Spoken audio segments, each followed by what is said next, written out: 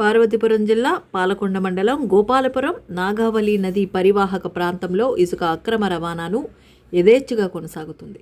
కొంతమంది కేటుగాళ్లు ఇదే ప్రధాన ఆదాయ వనరుగా మార్చుకుని కోట్ల రూపాయలు సంపాదిస్తున్నారు. నిత్యం ఇసుక లారీల్లో జిల్లా సరిహద్దుల మీదుగా చెక్ పోస్టులను దాటించి ఇతర రాష్ట్రానికి తరలిస్తున్నారు.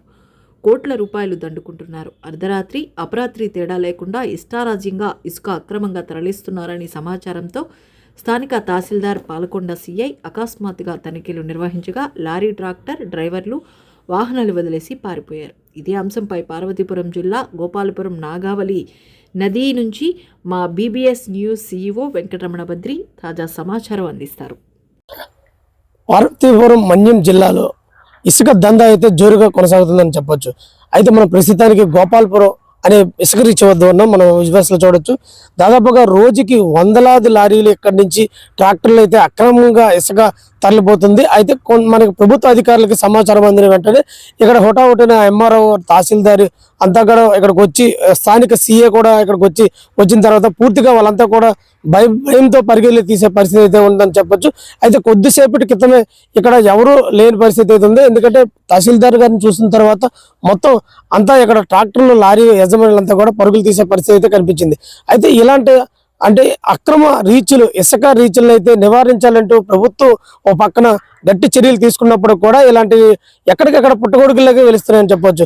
దాదాపుగా జాతీయ రహదారి వెళ్ళినందుకు అంటే నిబంధనలకు విరుద్ధంగానే పూర్తిగా మనం ఇక్కడ చూడొచ్చు. ఒక జేసీబీతో జేసీబీతో ఇక్కడ తవ్వకాలు జరపకూడదని ప్రభుత్వం ఒక పక్క చెప్తున్నప్పుడు కూడా మరోపక్క ఈ జేసీబీలు పెట్టి ఈ యొక్క నదీ గర్భంలో ఆ లోతుతో దాదాపుగా 20 అడుగుల లోతులో మనకి తవ్వేస్తున్న పరిస్థితి అయితే ఉంది. మనం స్పష్టంగా చూడవచ్చు. ఇక్కడ చెరువులో తలపిస్తుంది. అంటే ఎక్కడికక్కడ లోతుగా గుంటలు తవ్వేసి రేపొద్దున ఇక్కడ ఎవరైనా ఇక్కడికి వచ్చితే ఆ గుంటలో మునిగి చనిపోయే పరిస్థితులు కూడా ఈ యొక్క ఇసుక దందా అయితే కొనసాగుతుందని చెప్పొచ్చు. అయితే ఇలాంటి ట్రాక్టర్లు అదేవిధంగా మ్యాన్ పవర్ మనుషులతో ఎత్తుకుని దానికి ఈ ప్రభుత్వం ఫ్రీ అని ఇసుక అని చెప్పినప్పుడు కూడా ఈ ఫ్రీ ఇసుక అంతా కూడా కొంతమందికి కాసులకి కక్కుర్తిపడి కాసులు వర్షం కురుతుందని చెప్పవచ్చు.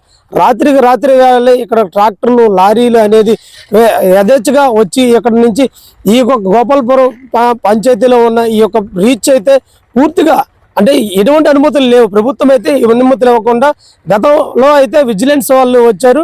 అయితే ఈరోజు తహసీల్దారు అదేవిధంగా స్థానిక సీఏ కూడా వచ్చి దీన్ని పర్యవేక్షించిన తర్వాత ఇక్కడ ఉన్న ఒక లారీల యజమానులంతా కూడా పరుగులు తీసే తోటలోకి అయితే పరిస్థితి కనిపించింది.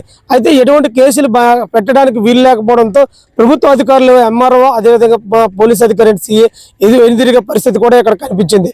ఎదురుపడి ఇలాంటి అక్రమ ఇసుక రీచుల్ని కట్టుదిట్టంగా అడ్డుకట్ట వేయాలనే అయితే కొంతమంది స్థానికులు అయితే ప్రతిపక్ష నాయకులు కూడా కోరుతున్న పరిస్థితి ఇది. ఇక్కడ రాజపరిస్థితి వీడియో జర్నలిస్ట్ ప్రవీణ్ కుమార్తో వెంకటరమణ, బీబీఎస్ న్యూస్, మన్యం జిల్లా.